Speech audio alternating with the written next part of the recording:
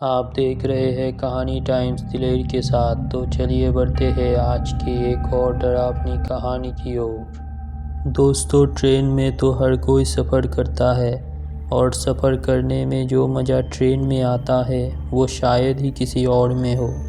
लेकिन कभी कभी सफ़र के दौरान हम ऐसी गलतियां कर देते हैं ट्रेन में जिसके कारण हमें मौत से सामना करना पड़ता है। हमारी एक गलती का भुगतान हमें बहुत ही ज़्यादा भारी पड़ता है। दरअसल एक रात जब मैं ट्रेन में सफ़र कर रहा था तभी कुछ ऐसा हुआ मेरे साथ जिसे सुन के आपके भी रोंगटे खड़े हो जाएंगे। तो चलिए बढ़ते हैं एक और अनोखी दास्तान के साथ। दोस्तों, मेरा नाम निर्मल है।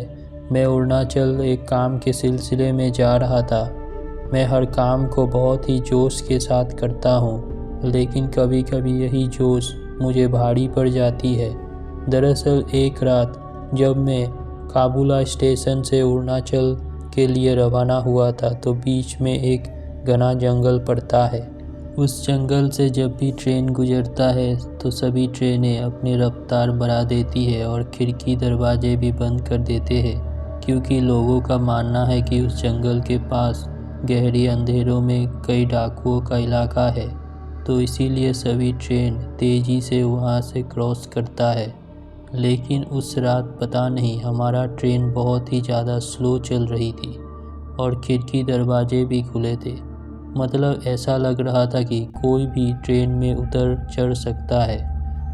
तो इस बारे में जब हमने टीटी से पूछा तो टीटी ने कहा कि आगे बहुत ही ज़्यादा धुंध छाया हुआ है, इसीलिए ट्रेन की स्पीड कम है और ट्रेन में पानी की भी सप्लाई ख़त्म हो गई है। तो गेट खुले हैं, इसीलिए अगर किसी को बाथरूम जाना हो तो वो बाहर जाकर कर सकते हैं। टीटी का बात सुन के मैं अपने सीट पर जाकर बैठ गया और मोबाइल निकालकर उस पर गेम खेलने लगा। करीब रात के 11 बजे ट्रेन एक सुनसान जगह पर आके रुक गई, जिससे हम सभी वहाँ घबरा गए। कुछ पैसेंजरों का कहना था कि शायद किसी डाकुओं ने ट्रेन पर हमला कर दिया है, जिससे ट्रेन रुक गई। तभी सभी खिड़की दरवाजे से देखने लगे तो मेरा दोस्त शुभम जो सोया हुआ था वो मुझसे कहने लगा, अरे निर्मल यार, ये ट्रेन क्यों रुकी है? तो मैं उससे कहा, पता नहीं भाई, चल देख के आते हैं। इस पर शुभम ने कहा कि कोई ज़रूरत नहीं है, वैसे भी हम जंगल के पास है, बहुत ज़्यादा रिस्क है बाहर जाना। ये बोलकर शुभम सोने लगा। इसी बीच मुझे बाथरूम जाना था तो मैं शुभम से बोला, मैं बाथरूम से आता हूँ। ये बोल मैं बाथरूम की ओर जाने लगा। तभी मैंने देखा कि दूर जंगल के पास एक बच्चा रो रहा था। उस बच्चे को देख मुझे अजीब सा डर लग रहा था और उसके मुंह पर एक अजीब सा मुस्कुराहट थी। मैं नज़रअंदाज करके बाथरूम में घुसा तो मुझे मालूम चला कि टंकी में पानी ही नहीं था। पानी के ख़त्म होने के कारण मैं परेशान हो गया।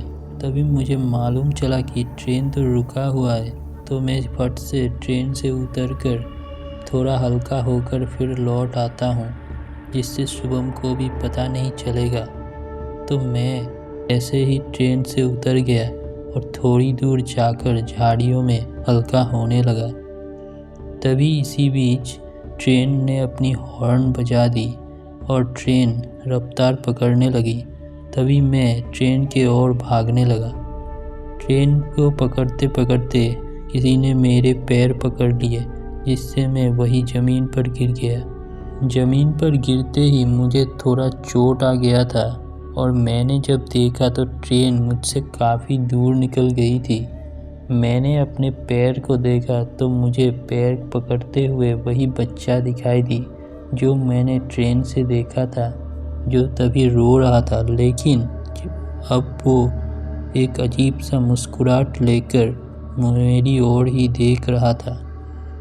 मैंने उससे पैर छुड़ाने में काफ़ी कोशिश की, लेकिन वो मेरा पैर छोड़ ही नहीं रहा था।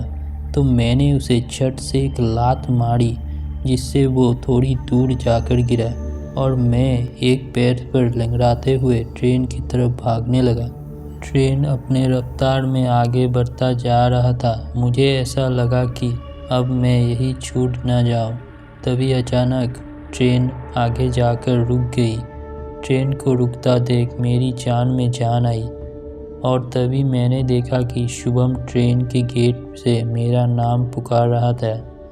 तो मैं भागते भागते वहां पहुंचा और फिर शुभम ने मुझे बोगी के सीट पर ले जाकर बैठाया और मुझसे कहने लगा, अरे तुम नीचे क्यों उतरे?